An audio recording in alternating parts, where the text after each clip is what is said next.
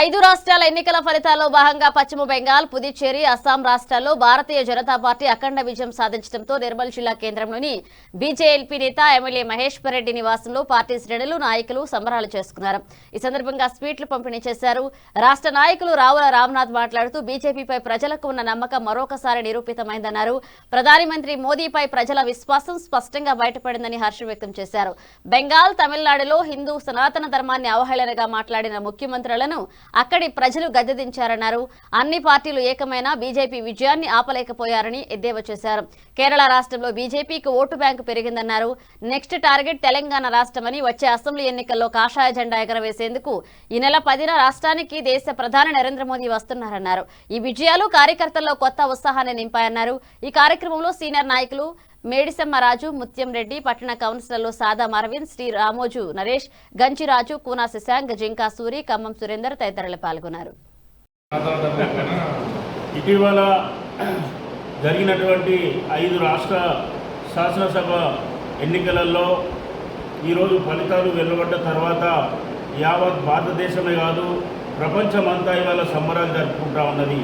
ఎందుకోసమంటే నిన్నటికి మొన్నటికి జరిగినటువంటి అనేక రకాల దుష్ప్రచారం, మోడీ ప్రభుత్వం మీద జరుగుతున్నటువంటి వ్యతిరేకత, భారతీయ జనతా పార్టీ మీద ఉన్నటువంటి అక్కసు, ఇవన్నీ పార్టీలు ఒకటైపోయి భారతీయ జనతా పార్టీని అధికారంలోకి రాకుండా ఇలా అడ్డుకోవాలనేటువంటి ఒక కుటిల ప్రయత్నాలు చేసి ఇవాళ మొత్తం కూడా మట్టి కలిసిపోయినటువంటి రోజు.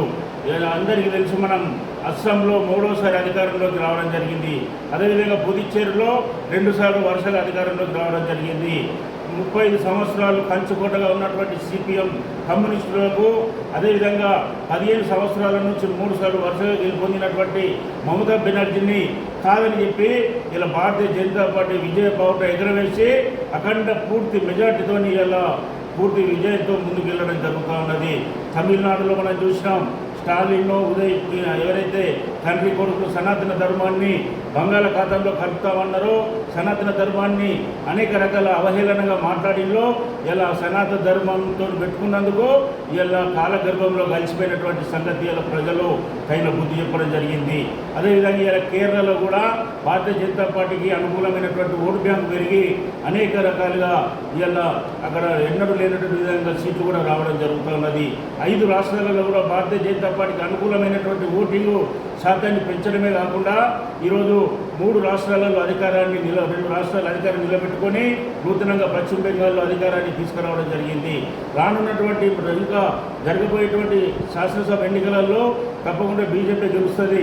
కానీ తర్వాత దీని టార్గెట్ తెలంగాణ రేపు. అందుకనే ఈ విజయంతో మొట్టమొదటిసారిగా ఈ నెల 10వ తేదీ నాడు మన హైదరాబాద్కు మన 3వసారి ప్రధానమంత్రిగా బాధ్యతలు స్వీకరించినటువంటి నరేంద్ర మోడీ గారు మొట్టమొదటిసారిగా హైదరాబాద్ పరేడ్ గ్రౌండ్లో నిర్వహించే లక్షలాది మంది ప్రజలతో బహిరంగ సభలో పాల్గొనబోతా ఉన్నారు. పెద్ద ఎత్తున శంకరామాన్ని పూరిస్తూ ఉన్నాడు.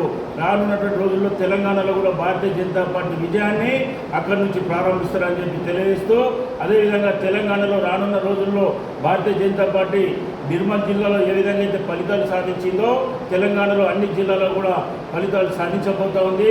నరేంద్ర మోడీ గారి నాయకత్వంలో, మహేశ్వర్ రెడ్డి గారి ఆధ్వర్యంలో తెలంగాణలో భారతీయ జనతా పార్టీ తప్పకుండా అధికారానికి వస్తుందని చెప్పి